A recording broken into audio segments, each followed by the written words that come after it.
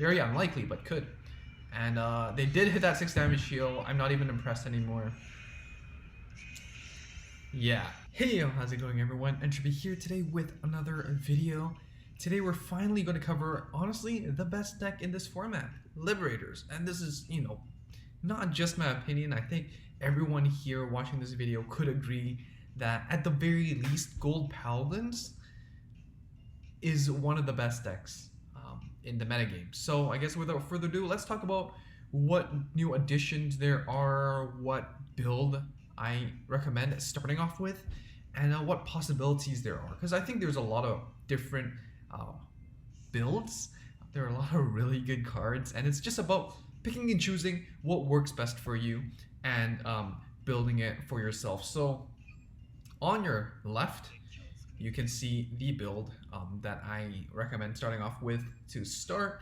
This is really similar to my Zenith build from set 15. Of course, in addition with more really good stuff from the new set. So let's talk about it. I'm gonna briefly go through Wingles, just really good on hit. Go into Soul, get Blaster Blade. It gets nerfed to Counterblast 1 down the line, but even then it's still, really popular. It's still a really strong unit. Blaster Blade is such a central piece that being able to guarantee that unit is just ridiculously strong. Paladin helps you countercharge. There's no way you don't play 4 of these. Barkle, a bit more controversial. I think there are better options now, but Barkle just guarantees that +1 when you boost and hit with Blaster Blade Liberator. It does call on rest though, but you do have stuff that, on superior call you get to do stuff like draw a card like Josephus. You can fix it with Zoran if you want. Ganslot Zenith returns itself to the deck and calls a Blaster Blade Liberator in stand position, so it's no longer in rest and gives you an extra attack. And if it's early game, you can still call out a booster or intercept and protect yourself and set up for future turns. So it's overall a really good card, just a +1 for hitting, and on hit skills are just inherently easier to activate in 0, and it makes Sparkle really good. 4 PGs. And we're playing 1 Josephus. Why are we playing Josephus instead of Zoran? I would recommend Josephus because Liberators, one of the weaknesses is that unlike many other meta decks, it doesn't have the ability to selectively search for a PG, like Kagero for example, or draw enough to search and then draw into these PGs. So Josephus is a one-off. You're not going to use it often, but it is still a solid option, just superior call. Again, you don't have selective drawing, but drawing an extra card does help you increase your odds of seeing PGs, right? So yeah, I think that's basically it. Zoran's really great piece as well.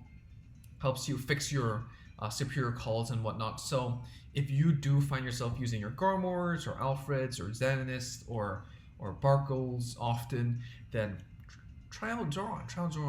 Play 1 or 2 Zorans, and it could definitely help. It's something that I'm playing around with. I just find that Josephus, the lack of draw power with Liberators is the problem. You're plussing a lot already. You're superior calling a lot already, and the draw is one of the weaknesses of the build. Next up, we're playing 4 Blaster Blade Liberators. Carmelas to retire something back row as well. So please don't forget you can retire the back row.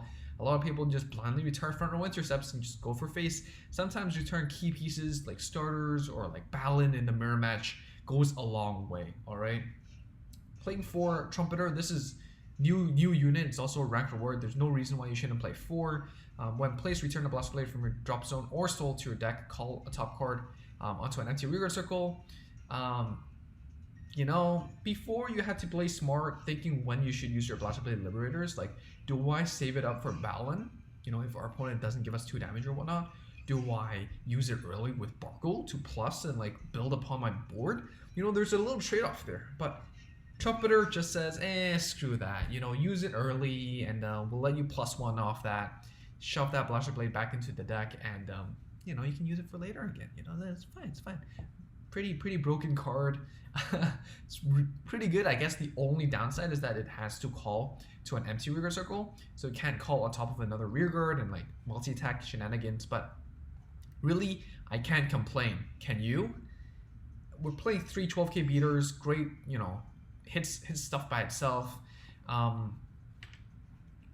With Zenith, if you top call this card, if you get lucky enough, it's a 22k by itself. hits numbers. Again, it's just really solid. And we're playing 2 Raynets. Now Raynets, again, I really like this card. I personally don't like keeping any grade 3s in my hand in my mulligan, except for Gantz, I guess. What this card does let me do is when I hit, check top 5 for grade 3.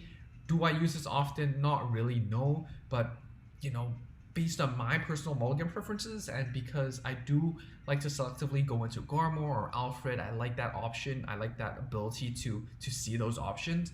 Raynet comes in handy sometimes. If you don't like Raynet, I suggest you play Escrad. Escrad on hit, Caramelis 1, Superior Call 1. Even if you don't get an extra attack out of it, Caramelis 1 to Call 1 is really good. If you do choose to play Escrad, I recommend you try comboing it with Zoran, because then you can, you know, fix that Superior Call if you want. Gives you more consistent options. You know, you choose 3 instead of, you know, top call randomly, and I find that really helpful as well. So pick and choose what you want. Raynet gives you consistency, gives you options, or on terms of the grade 3 plays, Escrad and Zoran gives you more flexibility in terms of those multi-attack, those superior calling plays. For grade 3 lineup, we're playing 4 Zenith. There's no reason not to play 4 Zenith. 4 Gancelots, 3 Garmors, and 2 Alfreds. Now, Alfred I rarely go into, but I do see the merit. It generally is like a last-ditch effort. You know, if your opponent gives you LB5 and you know, your opponent's still at 3 or something, you have 1 turn to damage deny your opponent, I guess. And also, you know, just YOLO for game. Unlocking is nice, but it's really rare this metagame. Like I've played like 20-30 games, and I've never seen like a Link Joker for like the longest time recently. Extra power for each rearguard, you know, not limit break locked. So, you know, it's solid, helps you hit numbers, especially if you're going first. But other than that, it doesn't really do much. It's a really steep cost, which is why I don't personally, I don't really like the Alfred focused build. Zenith is still really strong, helps you multi-attack, and also as a returning trigger itself, helps you return. When you Superior Call this, you can return this and Superior Call a Blaster Blade instead. We all know Blaster Blade is really, really strong. You know, helps you combo with Bargles, helps you combo with Paladin, do all that stuff. And yeah, I mean, Garmor is still Garmor. Garmor is really good. Helps you get those defensive turns going. Sometimes when you need that extra time, Garmor is there to help you out. And definitely really good. In terms of ride targets, definitely grade 1, I'll go with Josephus first. Josephus is my primary ride target. And then I go with Barkle. Paladin's just really much more important. Grade 2 is my main ride target is Blaster Blade or like a Raynet, for example. The reason why I'm okay with riding Blaster Blade is because Trumpeter can actually return that Blaster Blade from her soul and help you top call 1. So, you know, with that in mind, riding that Blaster Blade is no longer that bad. And you don't really use your soul much in this deck, except for Josephus, that 1 copy, or like Alfred. And other than that, I think you're fine. So riding that Blaster Blade is good. It works well for me, and I'd recommend that to you as well. And for the grade 3, obviously you're gonna go for Gancelot. But other than that, I mean, honestly, all the grade 3s are pretty good, just as a first ride. I go with Gancelot, and then maybe a Garmor, and then Zenith, and then Alfred last. So personally, starter positioning, I put this in the behind the Vanguard, so I guarantee that I hit without committing any front row. But if I do have a 12k in my hand, I am confident that I will play it out and build 17, and I'm going first. Then I would call out the 5k out in the corner instead. So that's basically a quick overview. Some things, again, I change is maybe play Zoran instead of Josephus, maybe play Escrad instead of Raynet, maybe play 1 more Garmor instead of the Alfred. But these are personal choices, I think. One more thing is that I'm not seeing a lot of Silverthorn, but if I was to see a lot of Silverthorn, I would personally change play 4 10ks instead of the 12ks and the Raynet, and play 1 12k instead. 10k just helps you protect yourself against that single Marchika, and Marchika's pretty devastating right now. So that is just my personal picks. Again, you know, it depends on what you see or your playstyle. Adapt your deck, adapt your choices. I hope that I explained my choices well enough for you to make an informed decision. Of course, test. You know, we still have 2 weeks in this metagame, you have plenty of time to tweak it and play test things. Don't stick to one deck unless it's just, you just 80%, 90% win rate. Then I guess there's no problem with that. But always I find testing stuff really refreshing, and lets me see things differently. So that's basically it with the list. Let's go get into some games and see how this deck performs in practice. Overall, I mean, there's no doubt that Liberators is really popular, especially with the recent event telling people to play golds once a day. I didn't play a lot of golds for the first week. I spent a lot of time playing Link Joker and Catgirl. I really enjoyed that gimmick. Shadows as well. But yeah, I mean, golds I've been playing a lot for the last week because of the event primarily, and also because it's a really good deck, and I want to catch up on my ranks. And I can't complain. The deck does basically everything you want it to do. So here we're going to be playing against Kagero. One thing you want to note is that, of course, they have a lot of retire prowess. Garmor would be really, really good in this matchup. Be careful of Counterblast 3 because Overlord does get past the bypass the retire mitigation because it attacks into it instead of retire. I want to keep the Garmor. It helps me flood the board if I need it. And of course, check out the matchup. Are they playing Novel, or are they playing Rebirth, or playing Dauntless, or something? The three are actually not bad. Of course, I think that Novel is probably the better one, but can't really say right now. Can't really say based on the starter because everyone should be playing Conroe, but we will see soon enough. And the Garmor in this matchup never hurts. So let's ride the let's ride the Borkle actually. Ride the Borkle,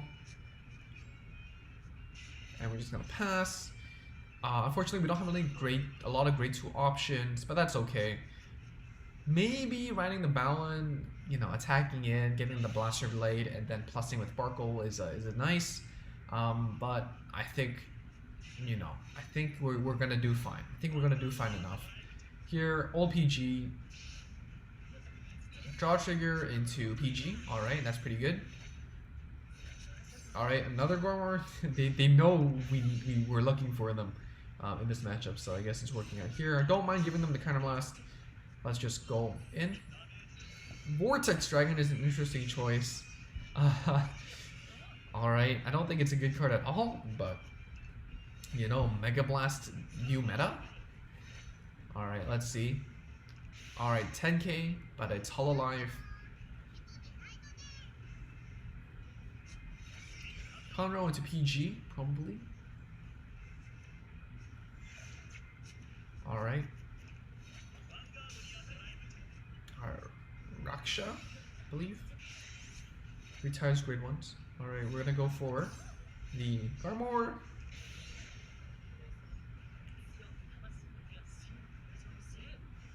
And we know that they have the old PG, so I can't even damage deny. Let's just do this. And let's just do this. So we're putting triggers back in and also hitting numbers, which is great. And also, because that's the only unit on our board, we don't have to click. So it saves us some time. I think one of the most important things to recognize is that Trumpeter does shuffle the deck. The deck doesn't really do that beforehand, except for like the starter Wingle. And so, cards like Garmor or Zenith that put cards to the bottom of the deck, now you have more shots at shuffling and resetting those cards. So for example, we put an Alfred to the bottom of the deck. Before, we practically won't see it anymore, right?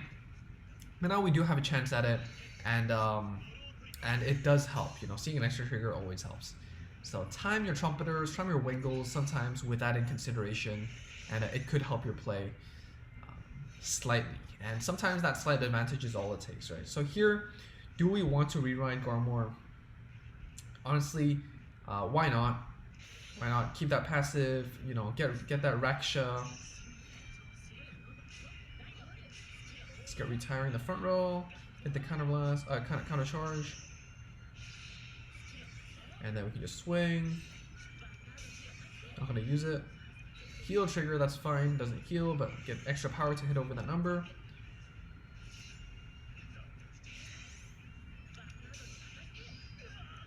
Alright, so this is a really whatever Kagero list. You know, but I think the main point is, I know my ideal ride target is Ganslot, but pick and choose your matchups, right? Like, I think even if you go Ganslot and you ignore Garmor, I think you're still gonna probably win this match. But the Garmor does help. The Garmor does help, and it's important to know what you're trying to do against certain matchups. And if you do, you know, it's gonna go. You know, the small things all add up, and can help you go a long way. So here, they did hit that trigger, so they can pass if we don't see a trigger. All right.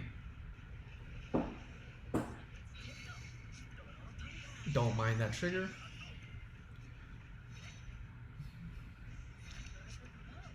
So let's just go back into Garmor, so it's a third time's the charm.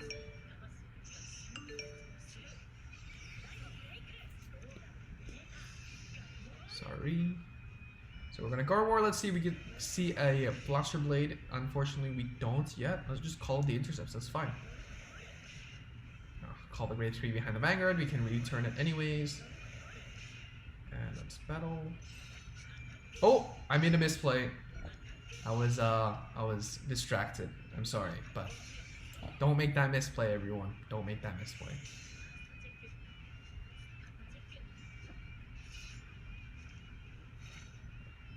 All right. Well, we could have threatened for that PG that we know they had in hand this turn, but I guess the Hololive Plot Armor. See Overlord here trying to bypass our protection. That's okay. We have 2 PGs to shield us from that misplay. Now let's hope they don't have too many PGs. Not enough to make us regret our misplay here. Alright, draw trigger, that's not pretty.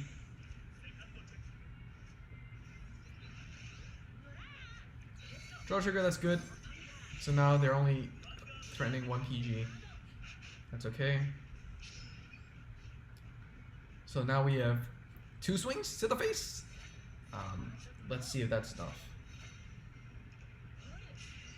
If we get a Blaster Blade, that'd be really good. We don't. Unfortunately, it's a Ganslot again. Alright, let's just battle. Remember to hit your numbers. Don't be like me.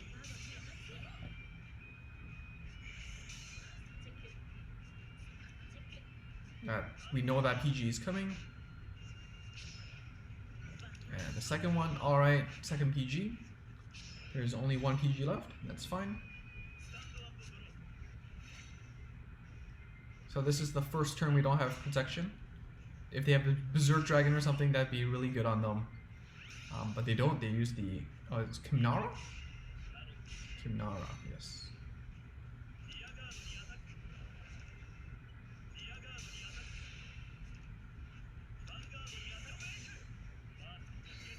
Draw trigger. Alright, we have PG.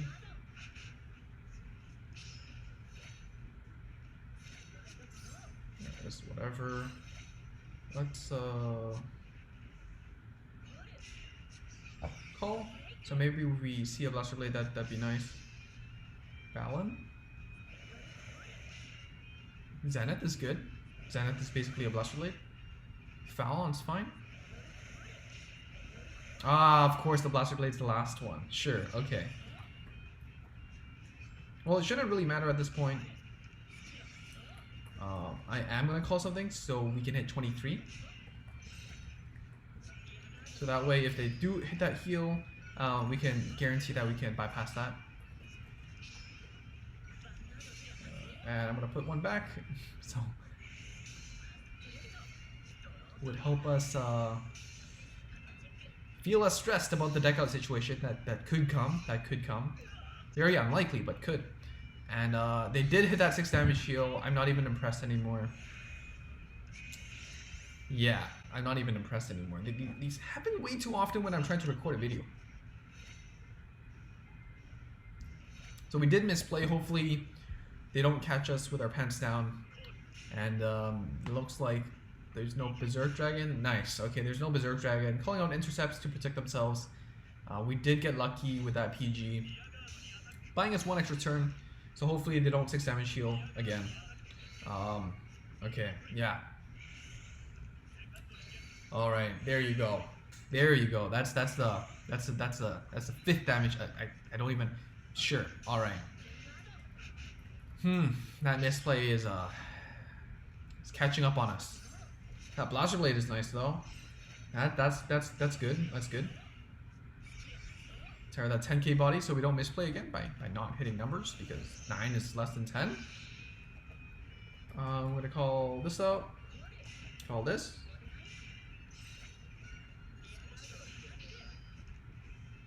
And then again, we're gonna guarantee that we hit those numbers. No reason to return. Heal is good. Heal is good. Of course, if they have, you know, multiple attacks, it doesn't matter. If they hit the 6 damage heal, I think we just call it quits. We misplayed. We deserved it. But yes, thankfully they don't have another 6 damage heal. so that's good. That's good. That's good. All right, let's run again. Let's see what we can do. Of course, ideally, Ganslaw is just really great break ride. If you're not familiar with the TCG and never had the skill to actually pick up a Blaster Blade Liberator, retiring is much more, much scarier in 0 than in the TCG. So it's quite a significant buff. And let's see what we got. Is this Easel? All right. So again, I don't really keep grade 3s. I think in this deck there's so much value grade 1s, grade 2s that I just want to draw into. Any grade 3 I think I'm fine with. Again, I also have 2 Raynets that can help me fix and search for the grade 3 that a tutor for the grade 3 that I want. So that side of things I'm pretty comfortable with. I want to primarily focus on getting the grade 1, grade 2s and set up well so I can you know, adapt to the situation and just play out whatever grade 3 I have and seal off the game. Here we're gonna play against Easel. So comment down below which GoldPaladin build you prefer. Which do you prefer playing? Which do you prefer playing against? I think it's interesting. I think Easel has some interesting stuff you can do. You know, your grade 3s quite strong, quite strong. Josephus here is your main right target. Here I might even, I'm gonna call out the Wingle behind so I can guarantee my Blaster Blade for next turn. And I don't mind calling it out or riding it early because I did have a Trumpeter in my hand, which definitely helps.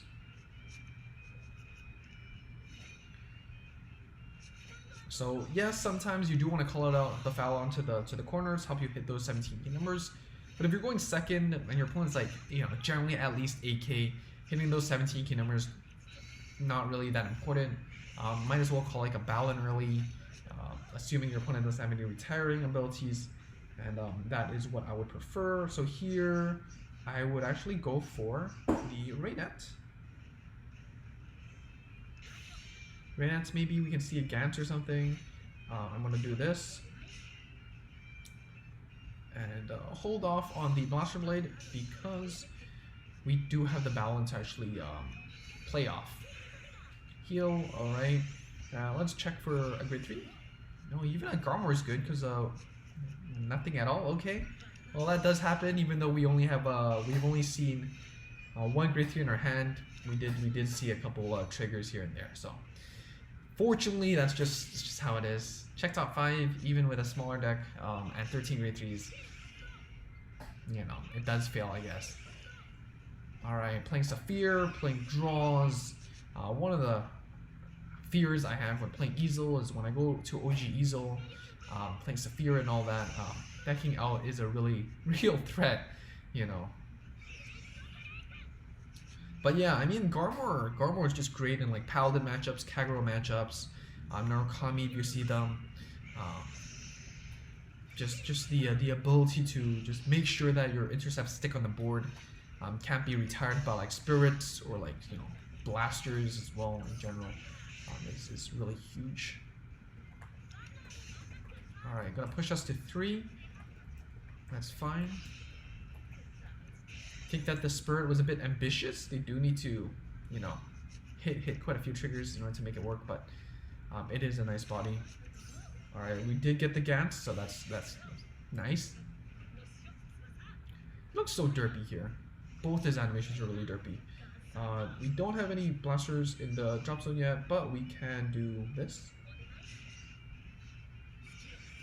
I will get rid of the Saphir. I don't even mind them using the starter anymore because honestly, it's awkward to use sometimes when you already have a developed board, and might as well use Easel most of the time. Here, do I want to use the Trumpeter? Just calling one out is fine, I think. Saving the Fallon for later. Hitting those numbers can come in tricky, and we have a nice hand that the +1 isn't that significant yet, or that necessary, or we're not that desperate for it yet.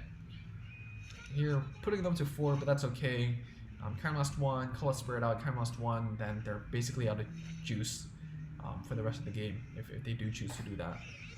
They did show multiple Saphirs already, so the chances of just getting a free 8k body, not the highest. Didn't drain, draw 1, great card. Don Diesel, trying to stop the board again.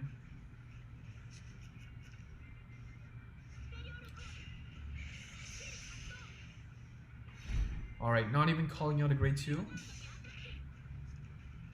They're at 5, going back to 4 at the end of turn unless they hit a heal. They haven't shown a heal yet though, so let's not jinx that. Draw trigger. Alright, Saphir. Put us to 4. This is perfect range for a break ride and a seal the game situation. And that's exactly what we're gonna do. So let's just Zenith or Gant? I think Gantz is still fine. Gantz into Gantz and Zenith next turn. No need to be greedy with our plays yet. We can just, you know, retire with Blaster Blade and just push.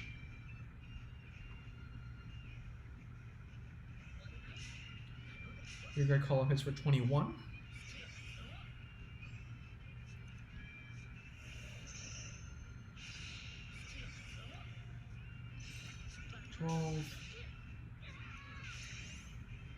Vanguard goes first. So if we don't have a trigger, they hit a heal, then we know to attack the rear guard. But here we're just gonna go face, and I guess that's it. Not very showy, but it is what it is. And yeah, that's game.